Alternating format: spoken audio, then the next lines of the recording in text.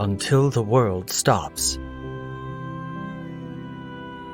Written by L.A. Witt. Narrated by Michael Ferraiuolo.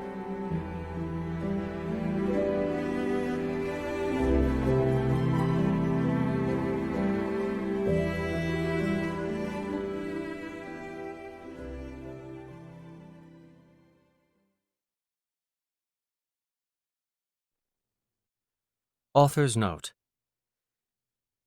As the events of 2020 have unfolded, in particular the COVID-19 pandemic, I've debated when and how to incorporate that reality into my work. It's not something I want to make light of or capitalize on, but it has become a part of our lives, and one that doesn't look to be going anywhere anytime soon. There comes a point when, if I'm to write about life, I need to write about the ugly parts too. For that matter, writing is how I process the world around me, and as time has gone on, I found myself needing the catharsis of looking this reality in the eye and putting it into words as best I can. Most importantly, however, this is a time when we all need hope and even moments of peace. While pure escapism is important to me, so too is finding that hope and peace when everything feels so bleak. So, it's with that in mind that I give you a couple of guys finding a little bit of light when all the world feels dark. Chapter 1. Casey. January 2019. They're really booting you out? Over a Facebook post? MA2 Tristan Holloway folded his arms behind his mostly untouched beer bottle and stared at the small table between us. Yeah, admin separation and my lawyer is pretty sure they're not going to let the grass grow. 2 months, and I'm gone. I whistled, sitting back in my chair. Damn, that's harsh. Yeah, it is. He laughed bitterly and reached for his beer. Guess I shouldn't have incited mutiny or disobeyed a lawful order. I rolled my eyes. For fuck's sake. I think you were stupid to post it, but they're making... Well, I mean, you didn't incite mutiny. Yeah, well, he muttered into the bottle. Not much I can do about it now. Watching him across the table, I actually felt sorry for him. We hadn't gotten along at all since he'd been transferred to our shitty little base on the down east coast of Maine, and there'd been times when finding out he was getting booted would have made my day, but he wasn't actually a bad dude. Not someone I had any desire to be friends with, not someone I wanted to work with, but someone who didn't deserve the shit hand he'd been dealt, which was part of why I'd bitten the bullet and taken him out for beers tonight after shift. I could think he was an asshole and still believe he deserved a couple of drinks and a designated driver after getting shafted like that. And, quite frankly, I owed him more than a drink. Though I hadn't joined our chain of command in using Holloway's post to sink his career, there was no denying that the way things had gone down was partly my fault. I felt like shit about that. A few weeks back, one of our co-workers who was friends with him on Facebook had shown me the post. I'd confronted Holloway, and true to form, we'd gotten into it. Though I outranked him, and I was his supervisor, he never hesitated to tell me exactly how he felt about things, including my leadership methods and where I could stick them. I'd never escalated that to our chiefs or made a big thing out of it because I'd always assumed he was one of those E5s who'd been left jaded by his time at sea and in combat. And with some time and patience, okay, maybe I wasn't that patient, he'd mature into a solid cop, a good sailor, and maybe even a decent leader. I just had to keep at him and hope his mouth didn't get him in trouble with our upper chain of command, which it had. I tried to handle the post in-house, mostly by telling him he was playing with fire and that he'd take it the hell down if he valued his career. He definitely didn't want any of our senior leadership to catch wind of it because they had little, if any, patience for insubordination and had, shall we say, some political leanings that would seriously color their response to that particular post. Chief and Holloway had butted heads over politics from day one, and I swore Chief had been itching for ages to find a reason to use Holloway's leftist bullshit to screw him over. He'd even tried a couple of times to insinuate that Holloway was part of Antifa, something another chain of command had successfully used to threaten a friend of mine into keeping his beliefs to himself. So I'd confronted Holloway on my own. Holloway had lost his temper, I'd lost mine. It had escalated into a shouting match that had drawn Chief Larson's attention, and Chief had asked what was going on. That had led to Chief seeing the post in question, and suddenly the whole thing was yanked out of my hands.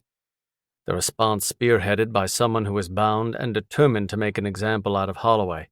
Our senior chief, master chief, XO, and CO had all had the same reaction, and with a single Facebook post, Holloway had bought himself a one-way ticket to Captain's Mast.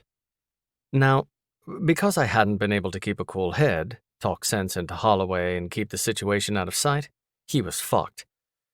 Yeah, he'd been stupid, posting publicly about some of the failings of military leadership, including some of the leaders way on high, and urging those on deployment to push back against orders to effectively commit war crimes. It wasn't that I disagreed with him. In fact, I didn't. Every word he'd written was absolutely right. The problem was that we all knew damn well that the military valued our freedom of speech about as much as they valued our need for sleep. You either towed the line, or you got the toe of someone's boot in your ass. And that was what had happened to Holloway. I had to admit it made me feel a little sick, having just re-enlisted and now seeing what happened when a sailor publicly said, "Hey guys, remember you swore an oath to the Constitution and you're required by the UCMJ to disobey unlawful orders?" And, okay, he had taken some pretty hard swipes at the current commander-in-chief, but I knew some of the higher-ups involved in this fiasco, and I distinctly remembered them making some hella disrespectful comments about the previous president, while in uniform too, and not just on their personal social media.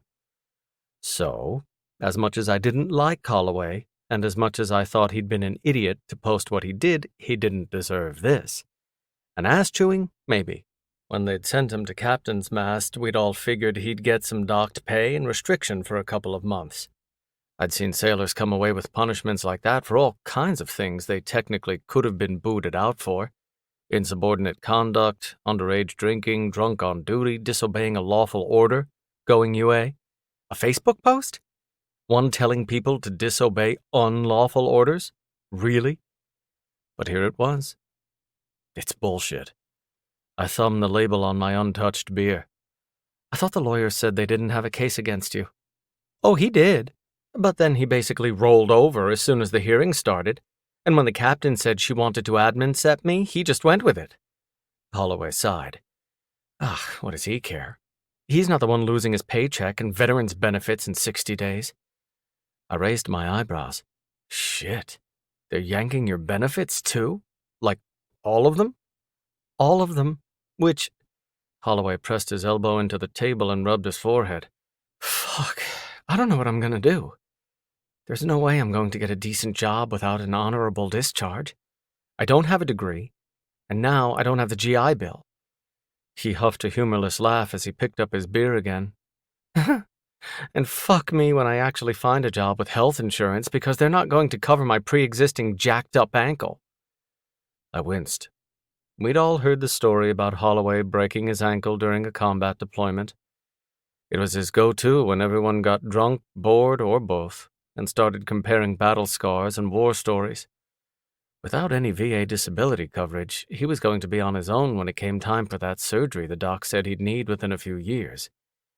Not sure what to say, I asked, "Any idea where you'll go? I mean, are you going to stay here in Maine, or—" Holloway groaned. There's almost nothing here. Nobody that's hiring anyway, and even if they are, I doubt they'd be willing to hire me without the honorable discharge. He sighed. My folks said I could move home, so that's probably what I'll have to do.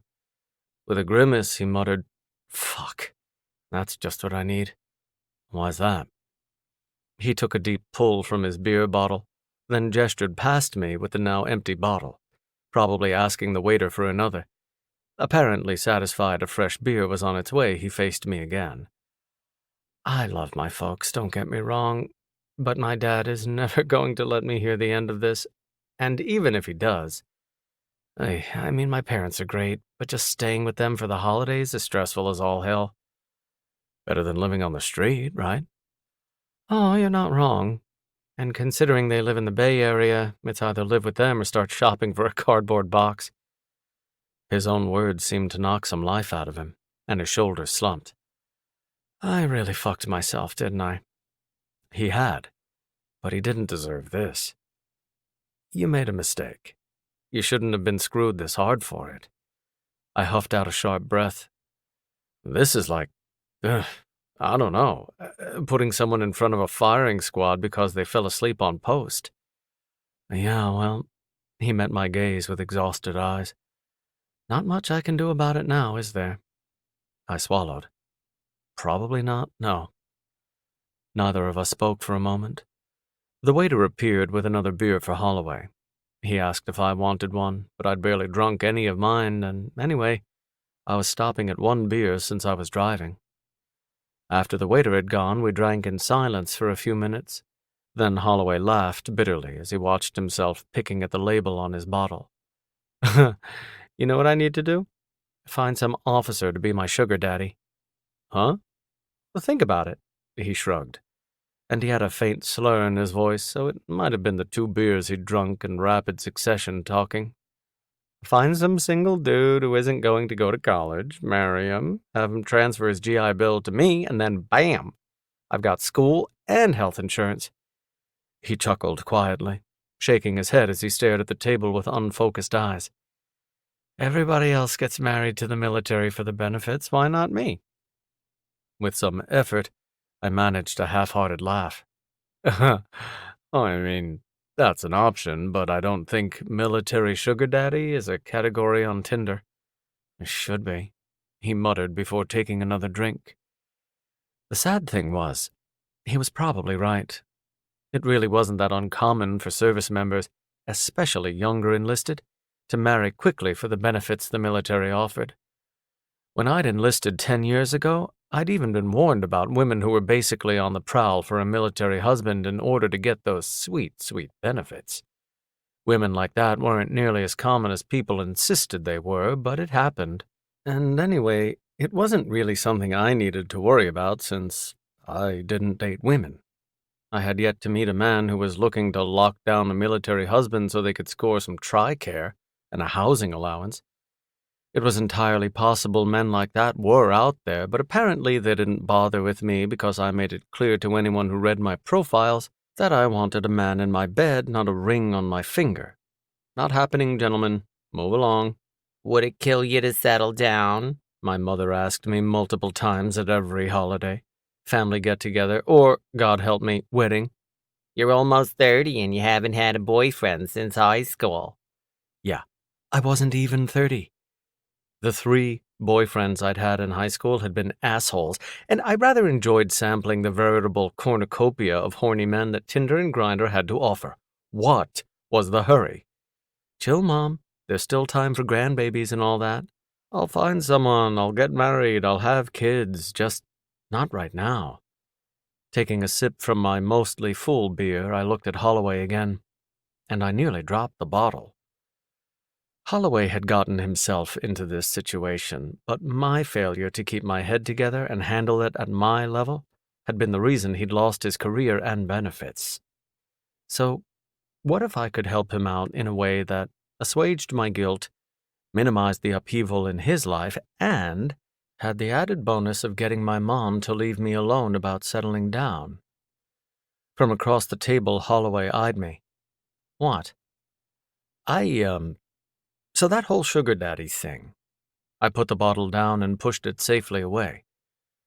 What if we got married? He blinked. Say what now? I sat up a little. Well, I'm not exactly a sugar daddy, but if we get married, you're entitled to all those benefits. Holloway stared at me for a few long seconds. Dude, you don't even like me. Okay, he wasn't wrong, but I shrugged and barreled on. Well, pretty sure that's mutual, isn't it? He seemed to consider it, and then he nodded before taking a pull from his beer. Wasn't like it was a big secret. Look, I folded my arms on the table and leaned closer. I don't have to like you to see that the Navy did you dirty. This way, we can both say fuck you to the Navy, plus you'll have health insurance, and you can get what you need to go to school. He narrowed his eyes. What's in it for you? Well, for one thing, I'd have a better housing allowance, and I'd get my mom off my back about settling down. I paused. I mean, she'll be on my ass about when are we going to have kids, even though she knows damn well I'm not doing that until I retire, but at least she won't give me shit about settling down anymore. Oh, you really think that'll work? I laughed. Well, she won't be giving me a hard time about settling down if I'm married, right? Huh, I guess. He shifted in his seat, seeming to sober up as he watched me, uncertainly. Is that the only reason? No. I drummed my fingers beside my drink. Hell, why not show all my cards? Okay, look, I feel really bad about what happened. And, like, if I'd done things differently, you wouldn't have been fucked this hard. He eyed me. What do you mean? I mean, if I hadn't lost my shit at you when I brought up the post, then Chief wouldn't have overheard us and things wouldn't have happened the way they did. I sighed heavily. I was trying to handle it in-house at our level, but then, well, to be fair, I flipped out first. But I'm the MA1. I'm the supervisor. I thumped my knuckle on the table. I was supposed to keep it together and be professional, and if I had, I mean, look, the bottom line is that you wouldn't have lost your benefits if I'd done my job. I'm sorry for that. If we get married, then you can get back some of what the Navy took away from you because I failed as your MA1. It doesn't fix it all. It doesn't make any of it right. But maybe you won't fall on your face, and maybe I can sleep at night. He stared at me, his lips apart.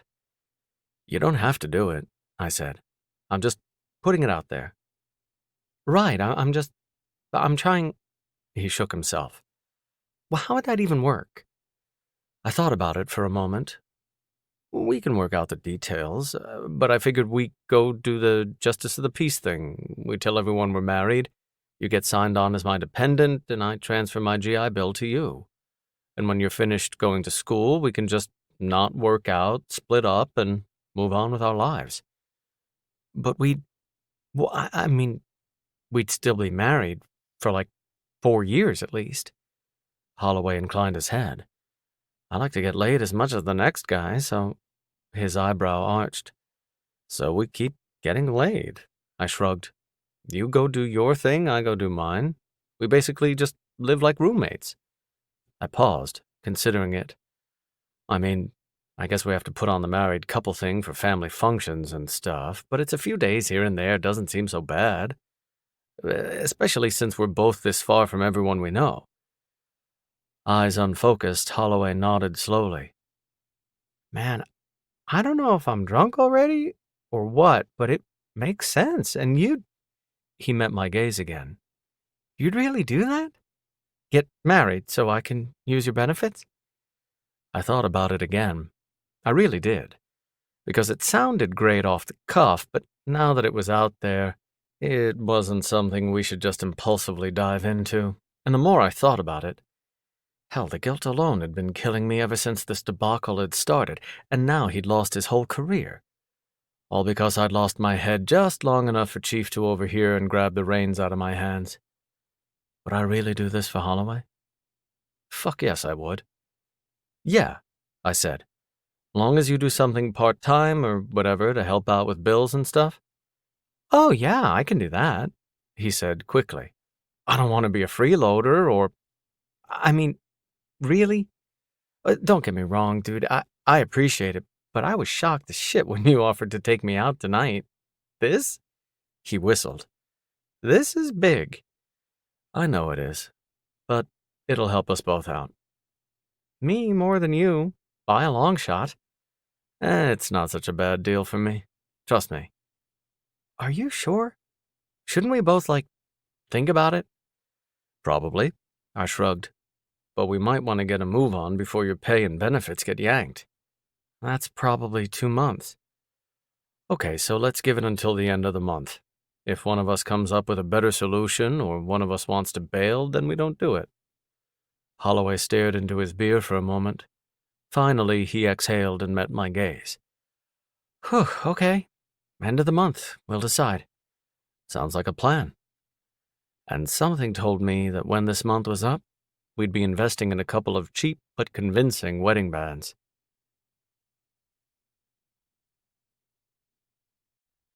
Chapter 2. Tristan.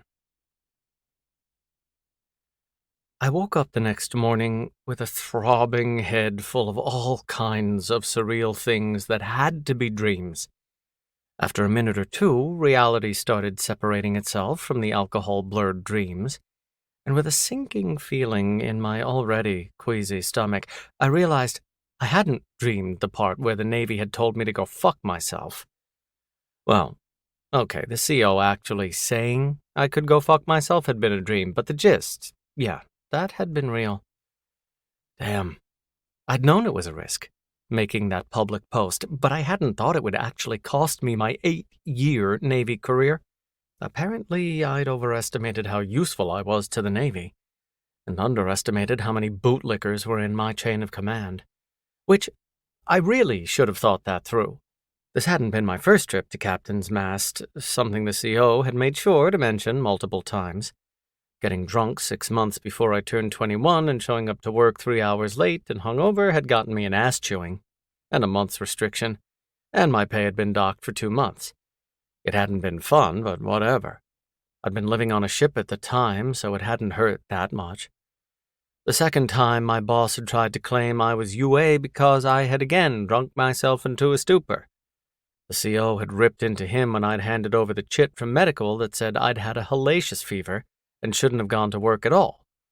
In the end, my boss was lucky he hadn't been the one going to mast, and I was pretty sure he still blamed me because he didn't make chief for like 2 years after that. But this time, I hadn't been drunk, I hadn't been sick, and I really hadn't done anything except say troops shouldn't obey orders to commit war crimes. Apparently, that was inciting mutiny, disobeying a lawful order, and violating a few Department of Defense regulations that, I don't know, said it was against the rules to tell other service members to obey the UCMJ. Plus, they even tried to nail me for contemptuous speech, even though that reg literally only applied to officers. It was bullshit. The JAG lawyer assigned to me when the CO said they were going to boot me said it was bullshit. But now, here I was. And somehow, I was supposed to be grateful they hadn't charged me criminally? Fuck that. Losing my job and all my veterans' benefits sucked, but if this was how the Navy responded to someone saying obeying an order to commit a war crime is against the UCMJ, then the Navy could go fuck itself. The entire DoD could go fuck itself, including the Commander-in-Chief, especially the Commander-in-Chief. But even if I walked away from the base with middle fingers held high, I still didn't have a job, and that sucked. The repercussions for this were going to haunt me for a while. Sighing, I rubbed my eyes, got my butt out of bed, and pulled on a pair of sweats before shuffling into what passed for a kitchen in the shoebox studio apartment. I put on some coffee, then went to take a shower while it was brewing, and when I came back, it was ready. Leaning against the counter and sipping my coffee, I was closer to awake now. Still hungover, but awake, and I tried to wrap my pounding head around everything. I had 2 months to get my ducks in a row and figure out my post-Navy life, and that was not nearly enough time.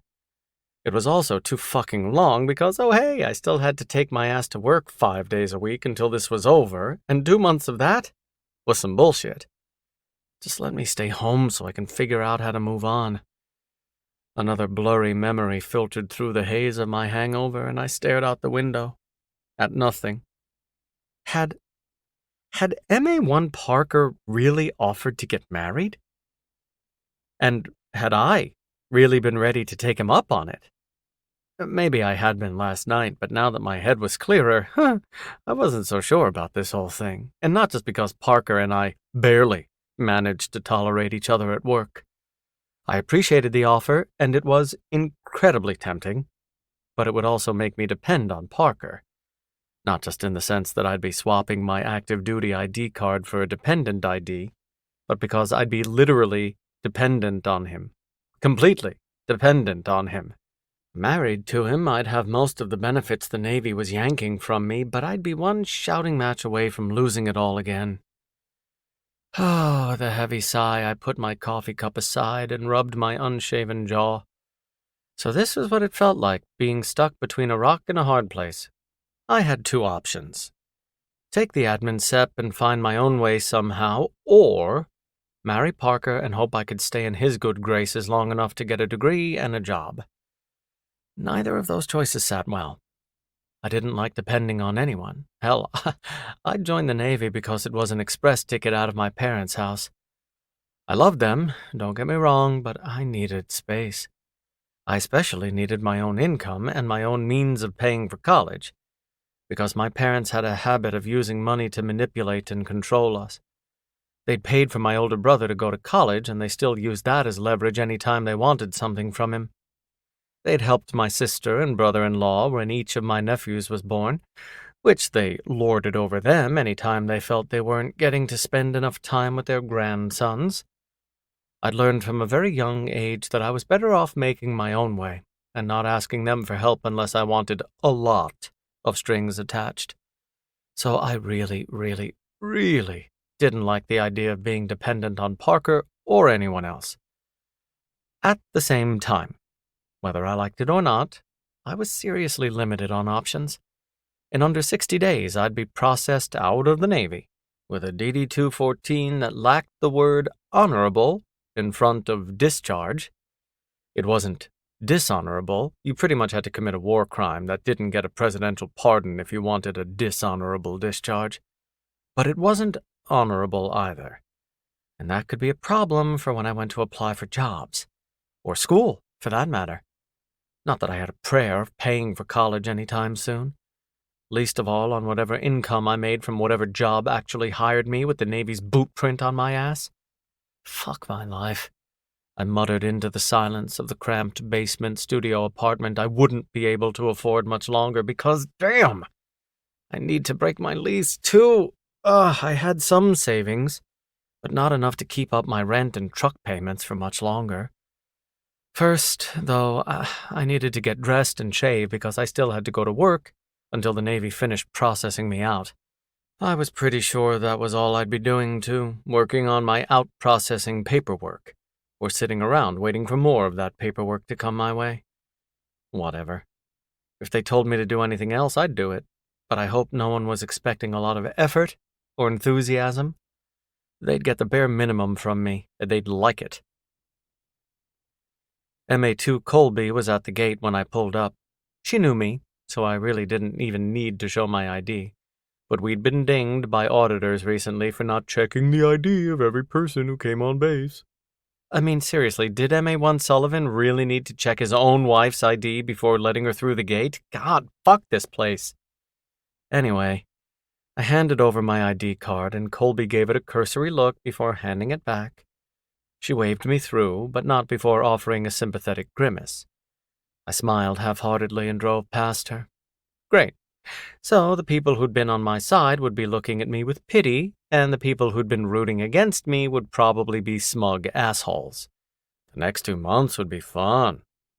Our base was a small one.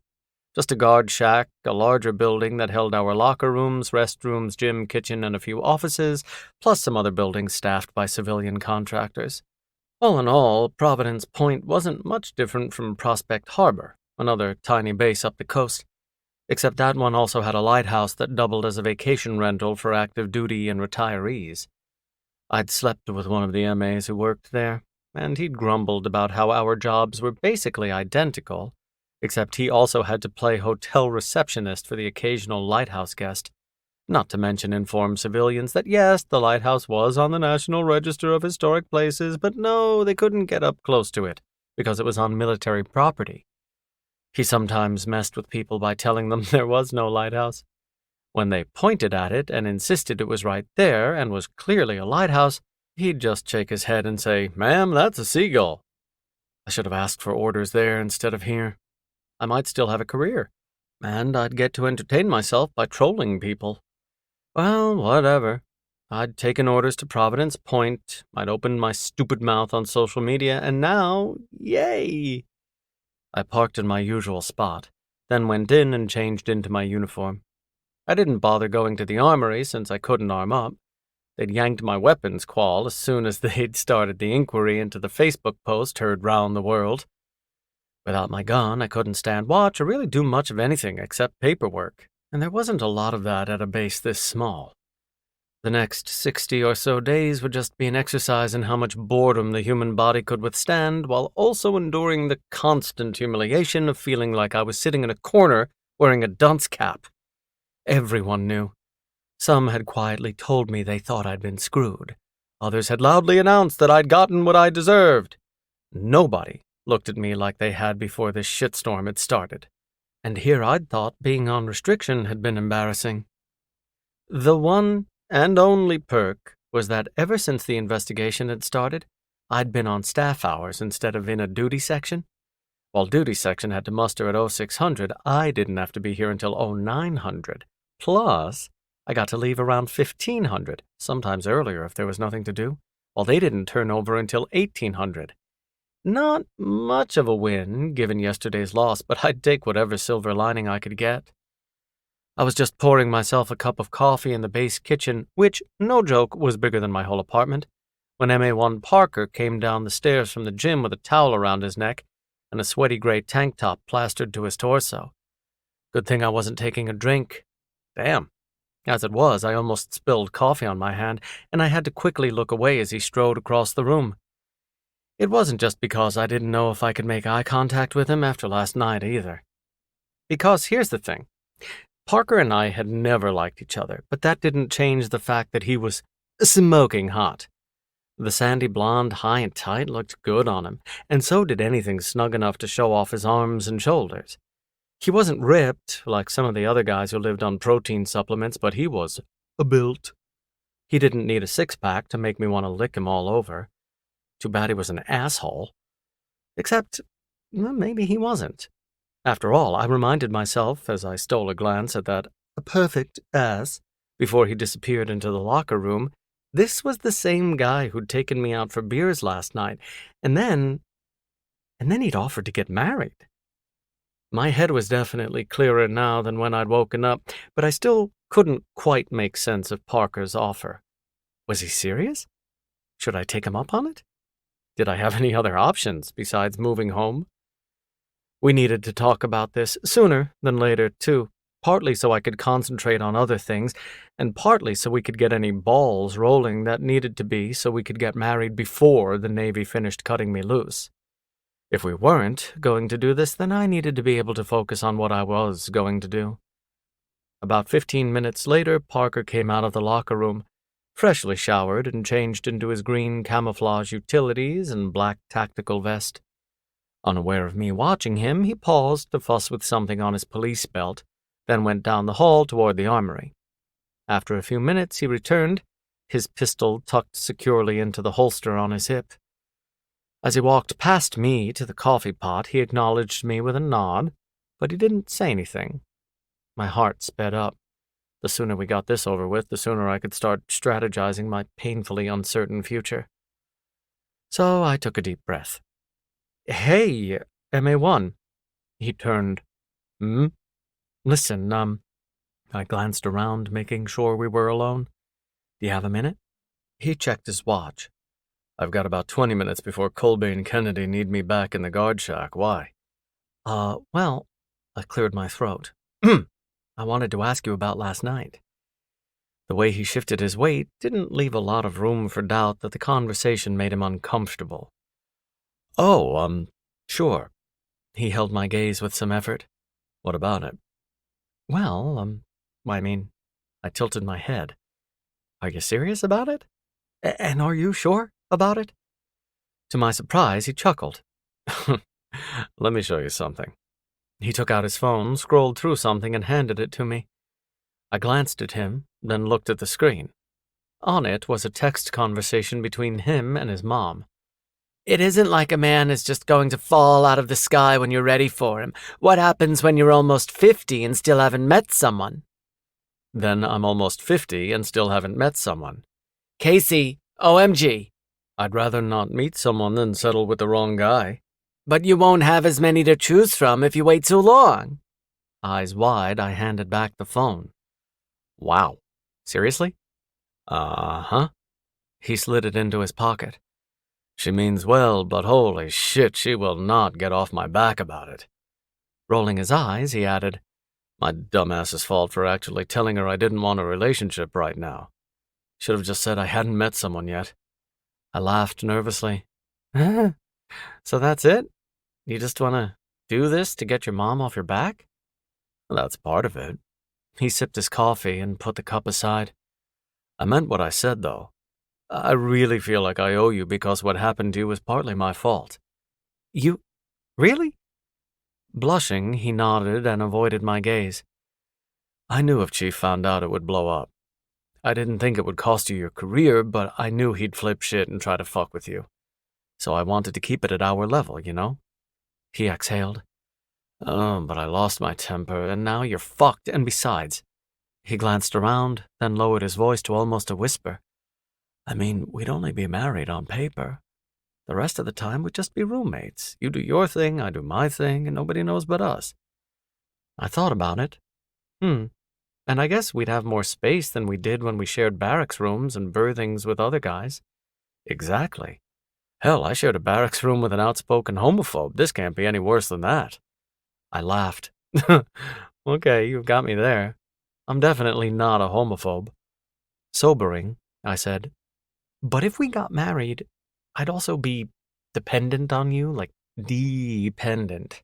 Especially since, like I said, I doubt I'm going to find a decent job with the admin SEP on my DD-214. There aren't a lot of jobs available around here anyway.